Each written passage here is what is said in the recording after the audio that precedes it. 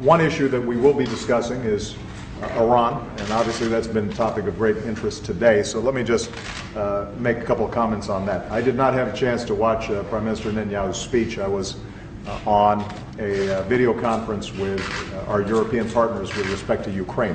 I did have a chance to take a look at the transcript, and as far as I can tell, there was nothing new. The Prime Minister, I think, appropriately pointed out that the bond between the United States and America is unbreakable, and on that point I thoroughly agree. He also pointed out that Iran has been a dangerous regime and continues to engage in activities that are contrary to the interests of the United States, to Israel, and to the region. And on that, we agree. He also pointed out the fact that Iran has repeatedly threatened Israel and engaged in the most venomous of anti-Semitic statements, and no one can dispute that. But on the core issue, which is how do we prevent Iran from obtaining a nuclear weapon, which would make it far more dangerous and would give it scope for even greater action in the region, the Prime Minister didn't offer any viable alternatives. So the bottom line is this: we don't yet have a deal. It may be that Iran cannot say yes to a good deal. I have repeatedly said that I would rather have no deal than a bad deal. But if we're successful negotiating, then in fact this will be the best deal possible to prevent Iran from obtaining a nuclear weapon. Nothing else comes close. Sanctions won't do it. Even military action would not be as successful as the deal that we have put forward. What I'm focused on right now is solving this problem. I'm not focused on the politics of it. I'm not focused on the theater of it. And my strong suggestion would be that members of Congress, as they evaluate it, stay similarly focused.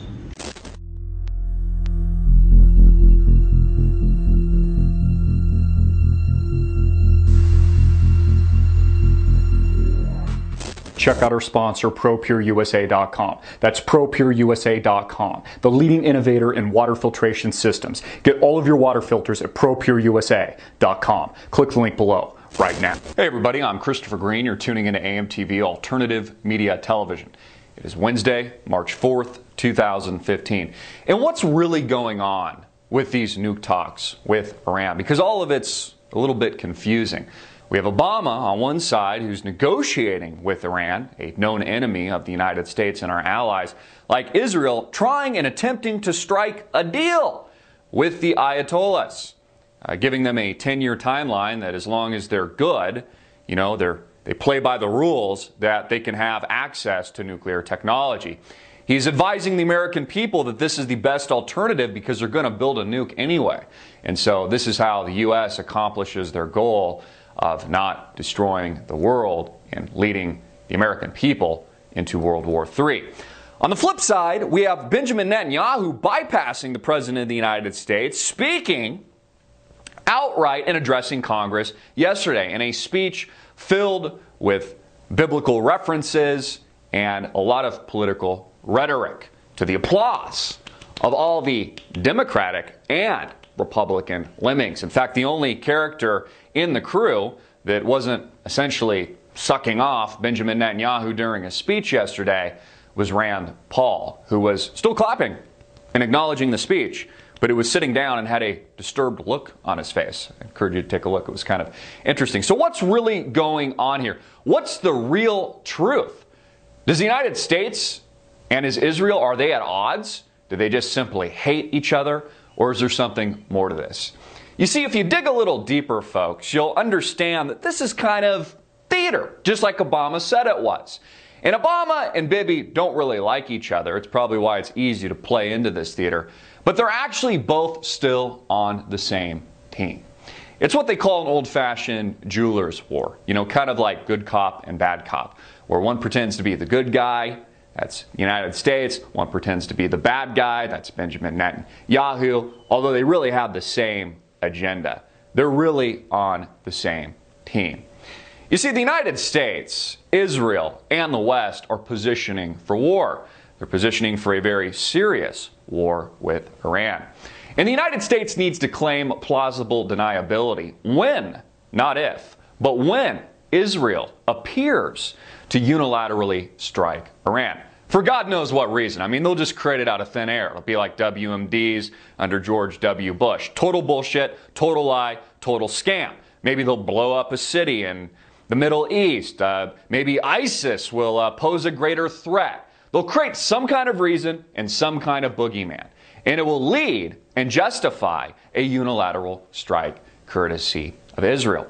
And you see, the United States can claim through these theatrics and this theater that they didn't support the airstrikes. Note that Obama actually said recently, leading up to the speech with Bibi addressing Congress, that he had threatened to shoot Israeli jets out of the sky if Israel was to take unilateral action against Iran. You see, they're setting the stage here.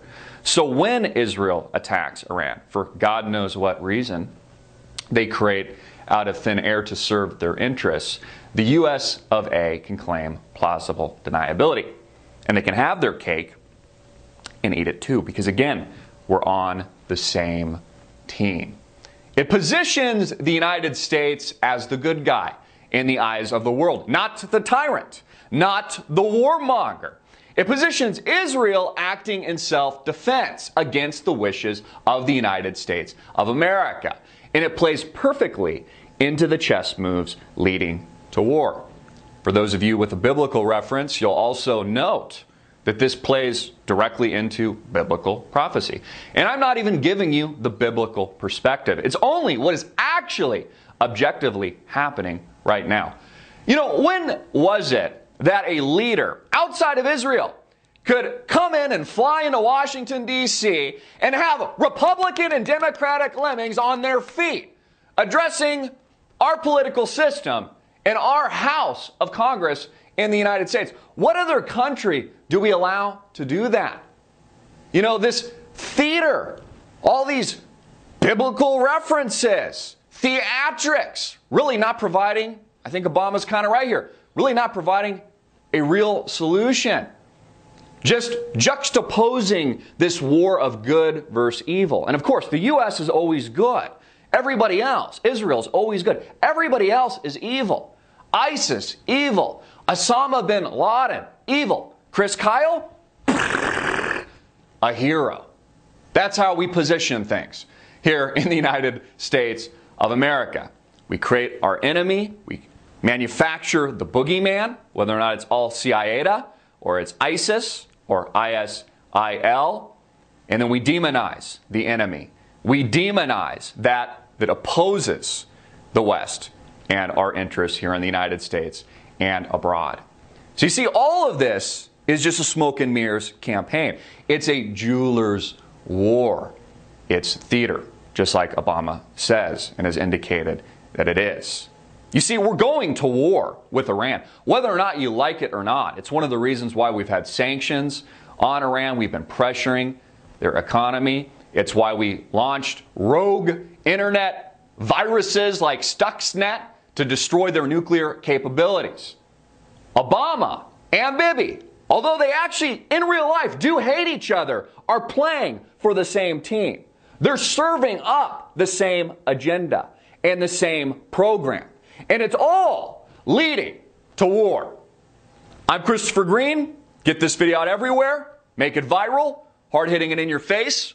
And click the link below to support our sponsor.